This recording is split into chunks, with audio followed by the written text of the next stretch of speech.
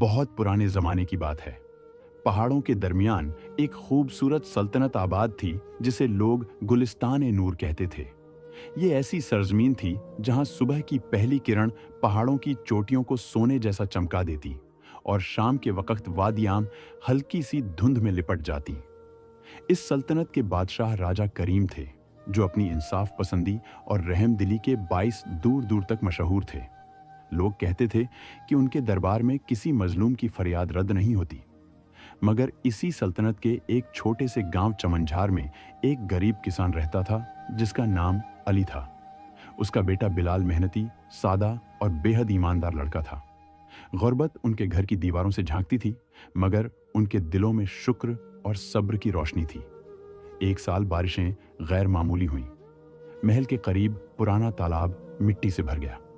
ऐलान हुआ कि जो कोई तालाब की सफाई में मदद करेगा और कोई कीमती चीज मिले तो दरबार में पेश करेगा, उसे इनाम दिया जाएगा।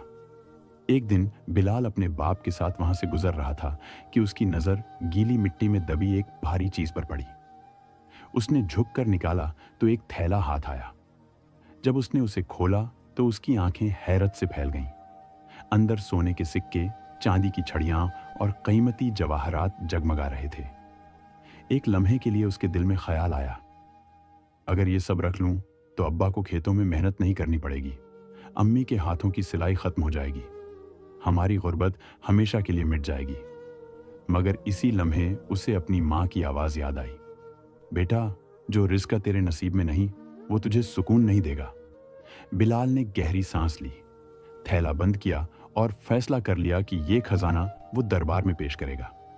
रास्ते में गांव का बदनाम शख्स खालिद उससे टकरा गया। उसकी नजरें फौरन थैले पर जा टिकीं। क्या है इसमें? उसने मशकूक लहजे में पूछा। बिलाल ने सच बता दिया। खालिद की आंखों में लालच चमक उठी। आधा तेरा, आधा मेरा, जिंदगी बदल जाएगी।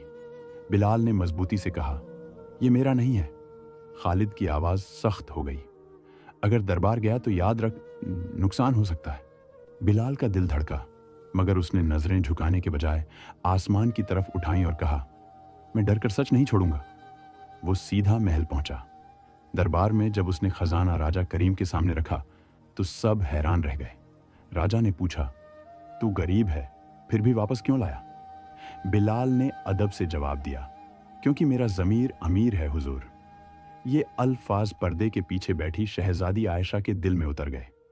उसने पहली बार किसी को दौलत से बेनियाज देखा था। चंद दिन बाद शहजादी गांव गई। वो गरीबों में खाना बांट रही थी कि उसकी नजर बिलाल पर पड़ी, जो खामोशी से दूसरों की मदद कर रहा था। जब दोनों की नजरें मिलीं तो जैसे वक्त थम सा गया। आयशा के दिल में अजीब सी नरमी उतर आई और बिलाल के दिल में एक नामालूम सी धड़कन। मगर किस्मत इतनी आसान न थी। पड़ोसी सल्तनत से एक अमीर शहजादे का रिश्ता आया। दरबार खुशी से झूम उठा, मगर आयशा ने साफ इनकार कर दिया। मेरा दिल किसी और के लिए धड़कता है।